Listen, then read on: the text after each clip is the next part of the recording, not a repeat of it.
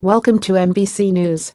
This is latest news for you. After winning back a slim, one-seat majority in Washington State Senate earlier this month, Democrats knew exactly what piece of legislation they'd take up first.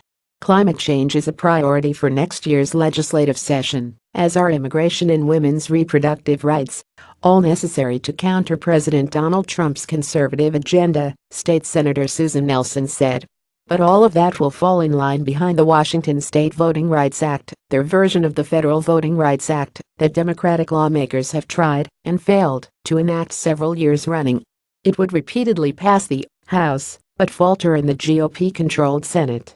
The odds changed on November 7 when Manka Dhingra, a local prosecutor, beat out her GOP opponent in a special election to represent the 45th District, giving Democrats the majority for the first time since 2012.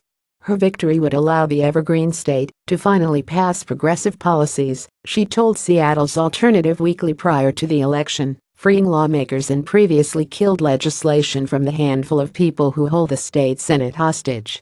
That includes the voting rights bill, which would do away with the state's at-large voting system in local elections, which Democrats say dilutes the voting power of minorities and denies them a chance to elect a representative of their own. It would not affect state elections.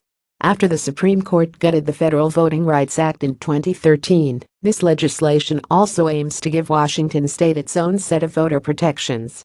We need to provide every protection that we can, because I don't have faith in the current administration in Washington, Nelson said. However, some state lawmakers see a different motive behind Democrats' bill and advocate a different solution. Representative Matt Manueller, a Republican who represents a rural conservative district in the middle of the state, said he is concerned the bill would increase frivolous lawsuits against localities, particularly small rural areas. Why don't you apply this to the bigger communities, where you get a critical mass of voters and we have competitive elections, he said. Manueller said he has tried to propose that kind of option, but it was rejected by House Democrats. He accused Democrats of trying to change the rules to bolster their strength in local races, particularly in areas where he said the party has difficulty winning elections. This bill is about money and power, and not about minority rights in any way, he said. If they change the rules, they will have a farm team to take on legislative races.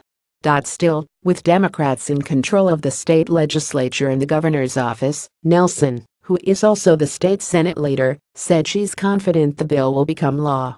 Currently, in cities around the state, there are no local election districts, which means candidates have to get the votes of an entire city rather than a specific district within a city for seats on the city council or school board. This has led many towns, particularly with large, or even slim, white majorities, to have little or no minority representation in locally elected bodies, Nelson said. In too many jurisdictions, if someone chooses to run, they are likely to lose because of the color of their skin or their surname, said Rich Stoltz, the executive director of the Seattle-based immigrant rights group One America. In 2012, the Washington State American Civil Liberties Union sued the city of Yakima under the Federal Voting Rights Act, claiming the voting system discriminated against Latinos. No Latinos held elected office, despite making up roughly 40% of the city's population. In 2014, a federal judge agreed, saying the majority routinely suffocates Latino voting preferences. The Washington ACLU was again successful in a similar lawsuit against the city of Pasco. As a result, several Latino candidates were elected in both cities, most recently in the November election. The voting rights bill, which is slated to be introduced in the 2018 legislative session, would work similarly to the Federal Voting Rights Act, but Nelson said it would make it easier for a resident to sue a city to change from at-large to district-based voting. If challenged by the city, the case would also go through state court rather than federal courts. Suing under the Federal Voting Rights Act is tremendously expensive and requires years of litigation, said Stoltz, the immigrant rights group executive director. It's very difficult for individuals to challenge voting systems under federal law.